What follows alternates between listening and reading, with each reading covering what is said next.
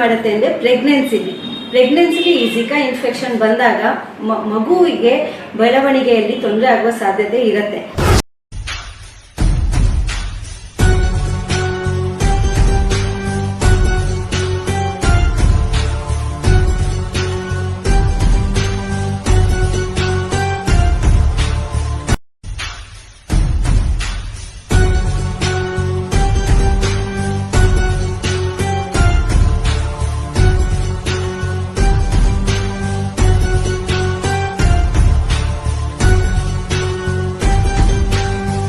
ಮಾಡ್ತಾ ಇದ್ದಾರೆ, ಯಾರ್ಯಾರು ಇದು ವಠಾರಗಳು ಅಲ್ಲಿ ವಾಸ ಮಾಡ್ತಾ ಇದ್ದಾರೆ, ಗ್ರೂಪ್ ಹೌಸ್, ಬಡವರು ಆಗ್ಬೋದು, ಮಧ್ಯಮ ವರ್ಗದವರು ಆಗ್ಬೋದು, ಕೂಲಿ ಕಾರ್ಮಿಕರಾಗ್ಬೋದು, ಅವ್ರ ಮನೆಗೆ ನಿಜವಾಗ್ಲೂ ನೀವು ಈ ಸೊಳ್ಳೆ ಪರದವನ್ನ ಕೊಡಬೇಕಾಗುತ್ತೆ.